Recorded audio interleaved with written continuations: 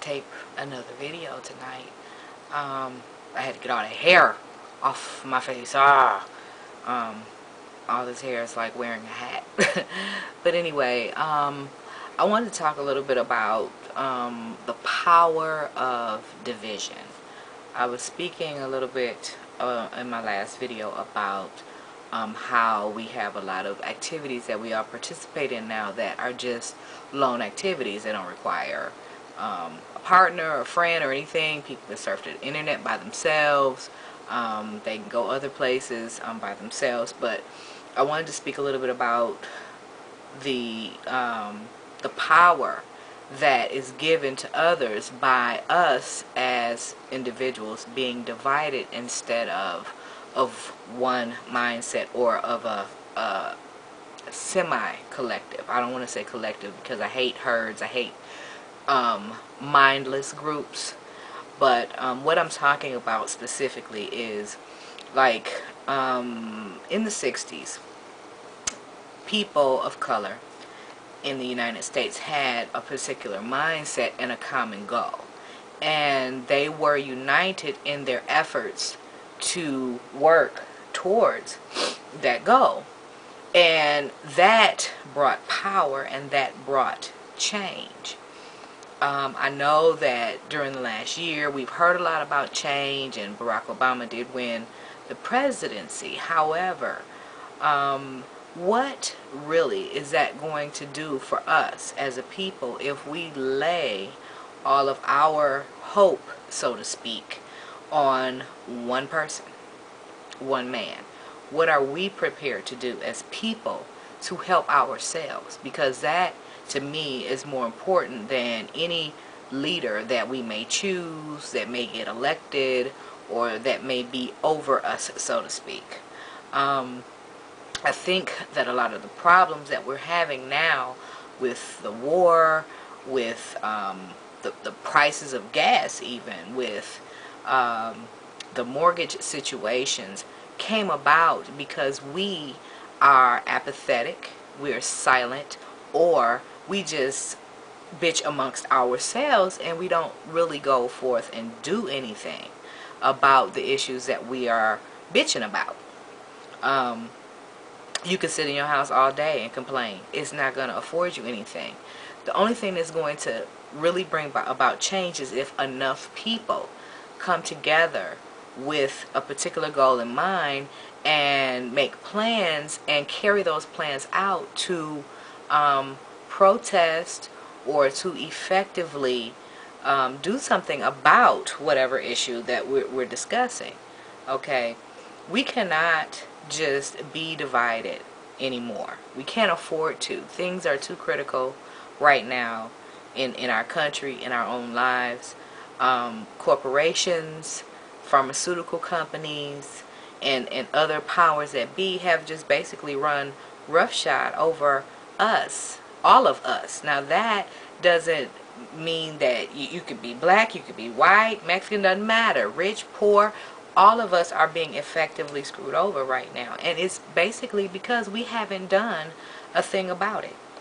And then I know a lot of people got gung-ho and real geeked up when we had a candidate who was speaking about change, but I'm here to tell you that unless we change, there's going to be no change.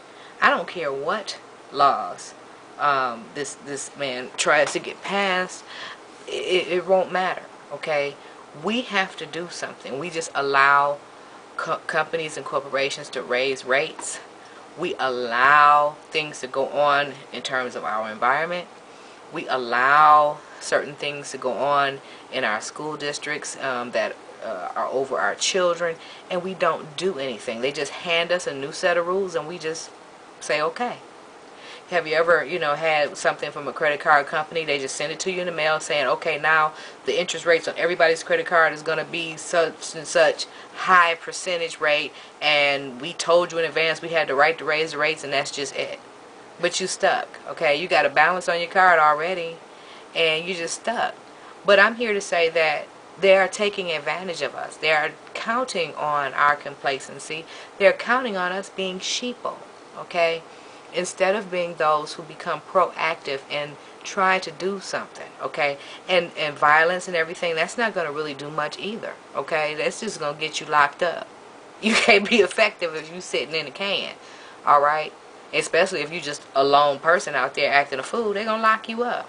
Look at what they did at the RNC, the Republican National Convention and everything this year in Minnesota. It was police and people everywhere, and they had planned in advance to lock protesters up. And people who were not doing anything violent were just walking around, and now they have these so-called free speech zones. What the hell is that? What is that? How can the government tell us as a people we have a certain spot we have to stand in before we can speak our mind when the United States Constitution guarantees that right to everybody on this soil in the United States, no matter what? How can we allow them to dictate that to us, a free speech zone? Has anyone ever even thought about that? No, we just said, okay. We just said, nah, I guess they just made another law rule on us. We have to hold the people that are making these laws accountable. If we are not in agreement with the things that they are doing, boot them out. That's just one step and measure. But you know what? We are too busy arguing amongst ourselves to really do anything about it, okay? And bringing it all back to the beginning, that is the division that we are seeing now between individuals. Everyone thinks that they are an island unto themselves, and no man is an island unto themselves. Okay, you have to learn how to get together with somebody for something if you care about your future and those things that affect us all. Okay, sitting at home is not going to help you. Being quiet is not going to help you. And it doesn't really take much. There's a part and a role that everyone can play, but it has to be organized, and it has to be something that will be effective. Or you'll learn what I believe to be the truth.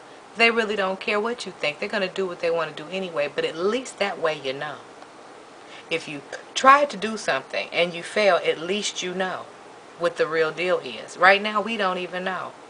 When the gas prices went up, guess what we did? We just still went and filled our tanks up at $5 a gallon.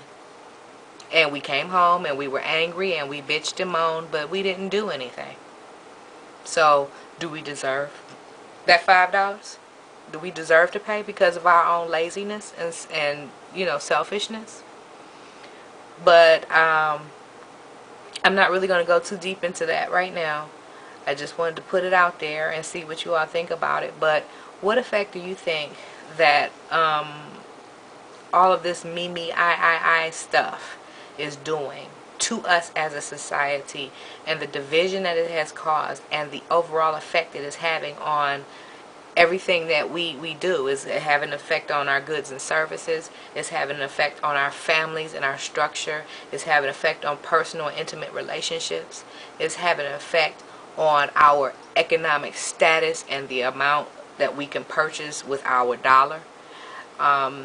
I think that the selfishness and this division is one of the root causes of all of this, and why those who are in power right now get away with so much. So just type down what you think. You know, constructive criticism is always welcomed. You know, everybody has their opinion. We don't all have to agree with it, but you know, an opinion is an opinion. But just type it down and let me know what you think, and I'll come back with a little bit more later. All right? Thanks a lot. Bye-bye.